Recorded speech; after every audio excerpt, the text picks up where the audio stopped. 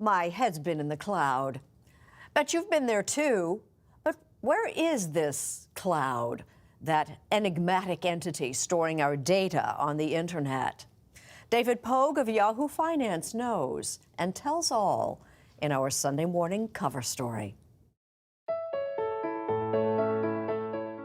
These days, you can't walk through an airport, read a magazine, or open a computer without seeing ads for the cloud. The cloud, where everyone can access everything they save from anywhere they are.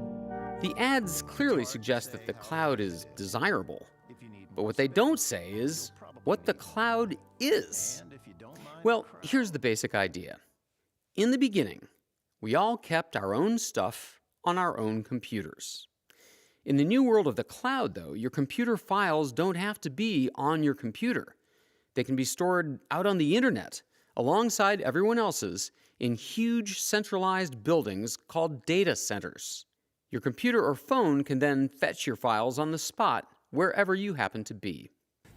Now, you may have encountered the cloud as a synchronizing service. For example, Apple's iCloud service. If I edit this photo on my Apple laptop, maybe make it black and white, maybe crop in on it, a couple of seconds later, I'll see the exact same changes show up on that photo on my Apple phone. Now, these two devices are not directly connected. Instead, that data made an intermediate hop. In a fraction of a second, it comes here to a massive data center, and then it returned to the phone. Most of the time, though, you use the cloud without knowing it, because most of those cloud data centers exist to serve companies. So it could be retail, it could be real estate, healthcare, life sciences, oil and gas, everything from small initial startups right through to the very, very largest enterprises. Matt Wood is a general manager at Amazon Web Services, or AWS. It's by far the biggest cloud service company in the world, bigger than its next 14 competitors combined.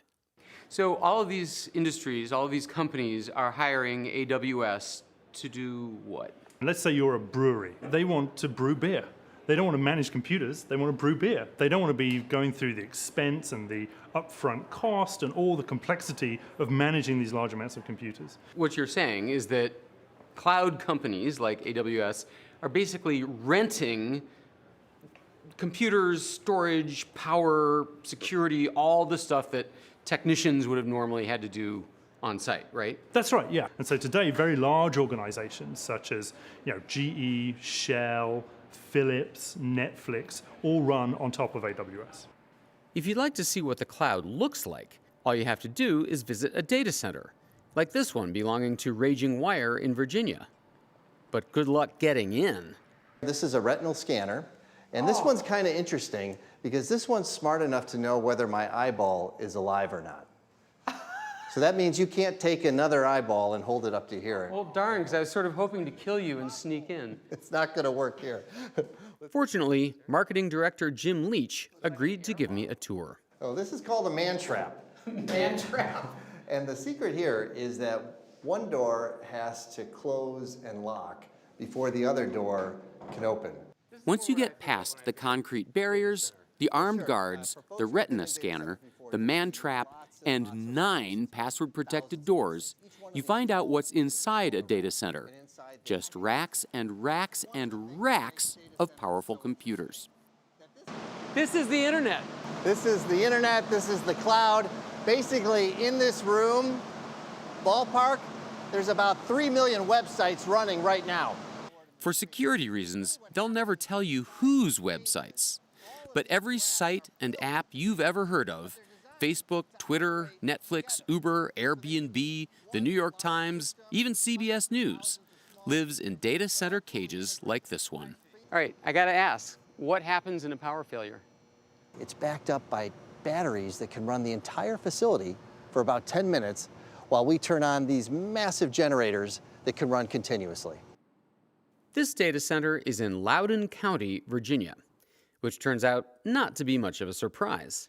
70% of all web traffic on a daily basis from the world goes through a Loudoun County data center. Come on! 70%. Buddy Reiser is the county's head of business development. He's helped turn Loudoun County into the largest concentration of data centers in the world, 10 million square feet in 70 enormous buildings. What do the data centers need and how do we provide it? And it comes down to power and water and fiber and workforce and proximity. And I think the other thing you need is plenty of green space to build, because these are really big buildings, as you can see. But hold on a second.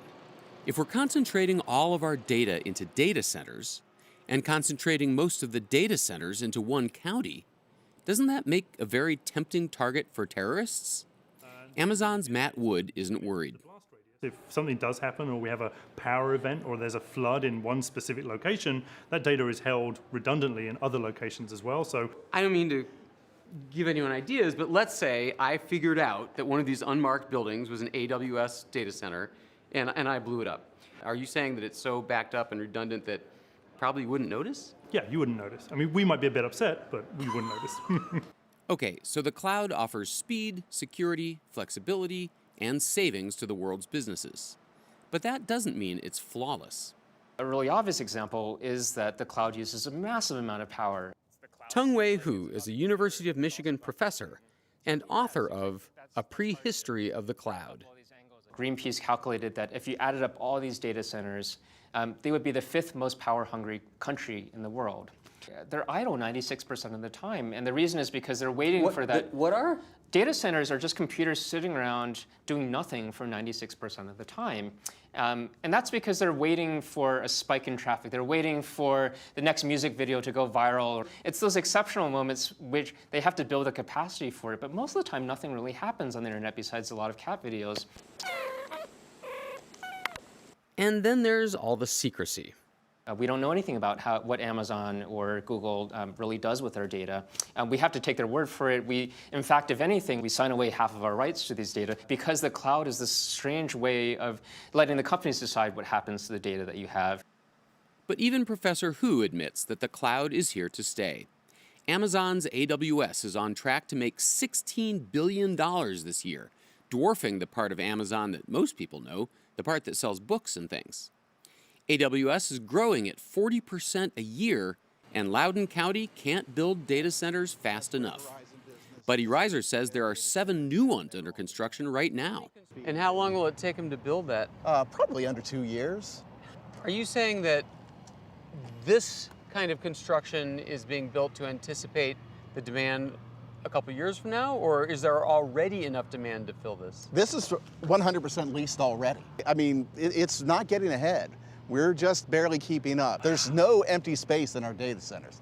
By and large, they're all 100% filled.